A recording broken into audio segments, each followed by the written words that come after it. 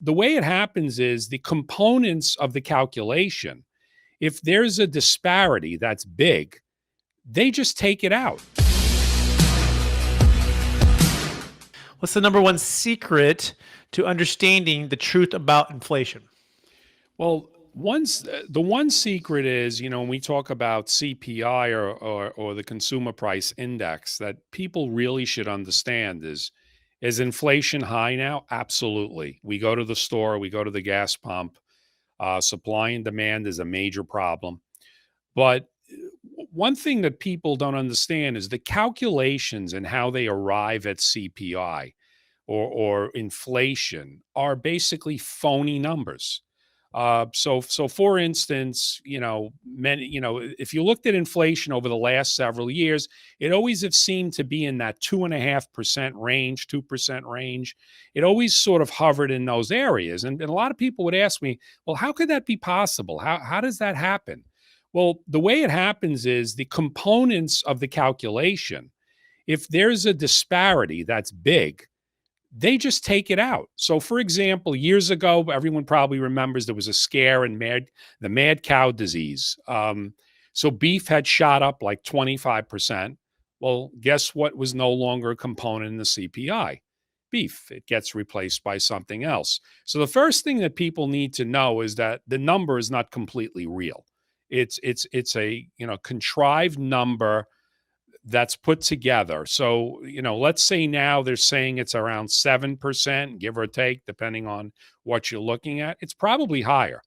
Gas is a great indicator of that. And many times we've had these big surges in gas, over the past, say, 15 years. But inflation is 2.5%. Well, how could that be possible?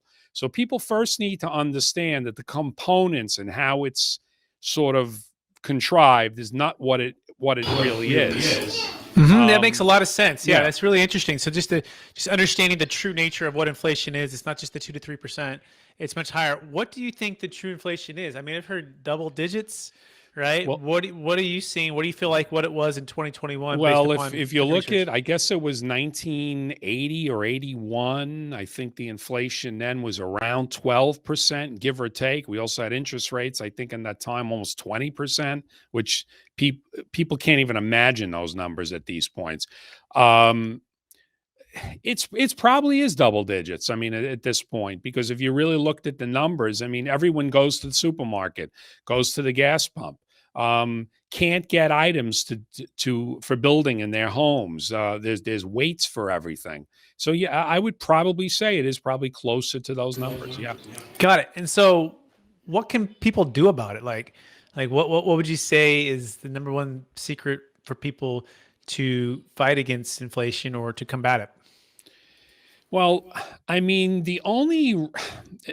at the end of the day, you either need to make more, get a raise to keep up with the inflation, which is not always the case, generate more income.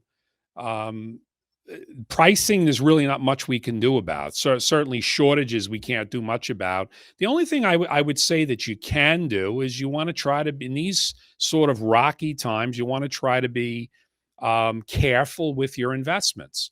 We often talk about how much did you make in the market when the market was up, or but we never hear the stories about how much things came down, or did you really protect those portfolios or the investments that you had, or that 401k at work?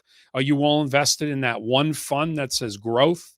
So I think the one thing you can do is at least what you have either put away for the future, you want to at least make sure that doesn't erode. So hopefully if we could sort of normalize where we are in the economy, then I think going forward, you'll be in a better position. Yeah, that makes a whole lot of sense. And increasing your income is one way to do it.